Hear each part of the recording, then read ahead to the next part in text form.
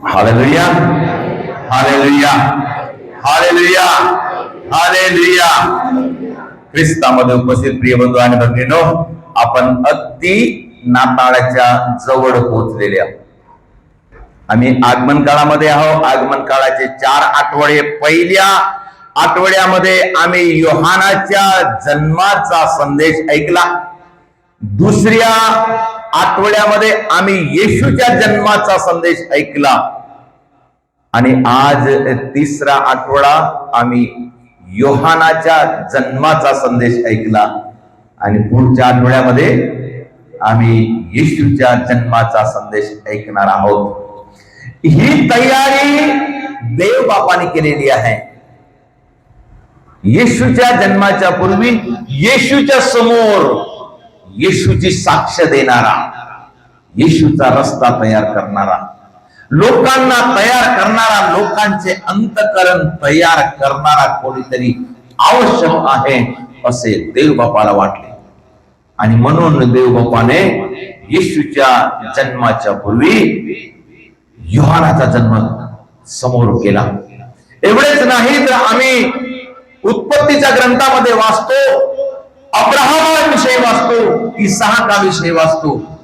Abraham विश्वासू होता, देवावर विश्वास ठेवणारा होता. देवाने सांगितलेली गोष्ट तो कधीच त्याने नाकारली नाही, कधीच नाही, कधीच नाकारली नाही. त्याला मुलगा नव्हता तेव्हा देवाने त्याला दर्शन देऊन सांगितलं की तू घाबरू नकोस, मी तुझी संतती समुद्रातल्या रेतीप्रमाणे करील, आकाशातल्या चांदण्यासारखी मी तुझी संतती करील. त्या अब्राहमाने देवावर विश्वास ठेवला. ज्या वेळेस देवाने त्याला आपला देश सोडून देवाने सांगितलेल्या देशाकडे जाण्यासाठी सांगितले, तेव्हा त्याने एक शब्द सुद्धा नाकारला नाही. आणि माझी परिस्थिती काय होईल, माझी काय अवस्था होईल, माझ्यावर कोणते संकट येतील, मी कशा प्रकारे समोर जाईल, हा काही विचार न करता त्याने देवावर विश्वास ठेवला.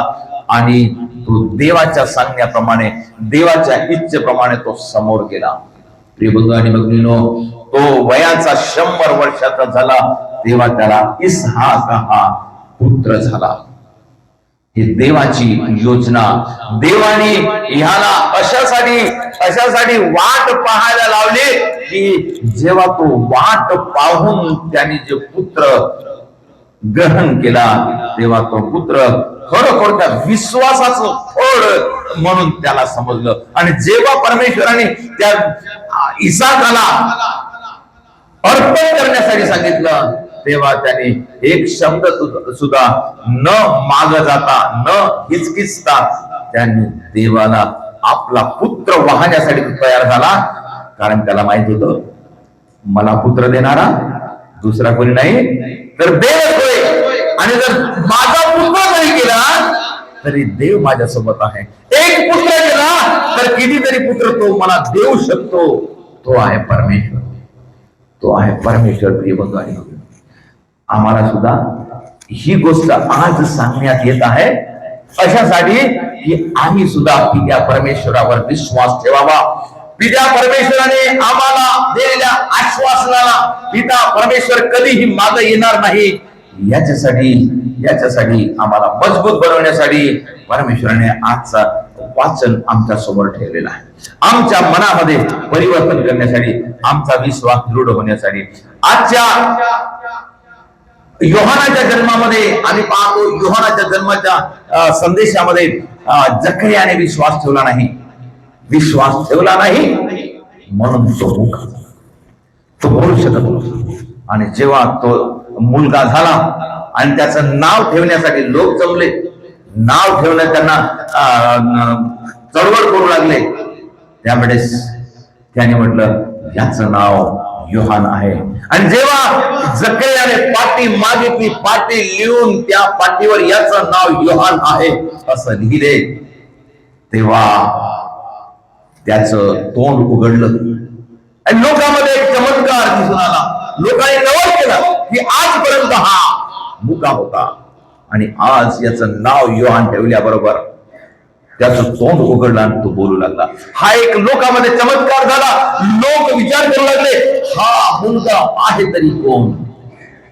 प्रियजनो, विश्वास ठेवणाऱ्याला देव वरदानाने, कृपेने, आशीर्वादाने भरून टाकतो, आणि जो विश्वास ठेवत नाही त्याच्या जीवनामध्ये अडथळे येतात. आम्हाला आज संपूर्ण इतिहास आमच्या समोर आहे. येशूचा जन्म होण्यापूर्वी पित्या परमेश्वराने अशा प्रकारे आपल्या लोकांना पाठवून, आपल्या संदेशाद्वारे, आपल्या शब्दाद्वारे आम्हाला संदेश दिला, आणि आमची सुद्धा तयारी करत आहे, आम्हाला तयार करत आहे. त्याच्या ह्या शब्दाद्वारे, त्याच्या योजनेद्वारे, त्याच्या चमत्काराद्वारे परमेश्वर आम्हाला विश्वास देत आहे, आम्हाला तयार करत आहे. आपण विश्वास ठेवूया. जो येणारा बालक आहे, जो प्रभू येशू आहे, तो जगाचा तारक आहे, आमचा मुक्तिदाता आहे, आणि त्या मुक्तिदात्याला स्वीकार करण्याची आम्ही तयारी करावं म्हणून प्रभू आम्हाला आव्हान करून सांगत आहे.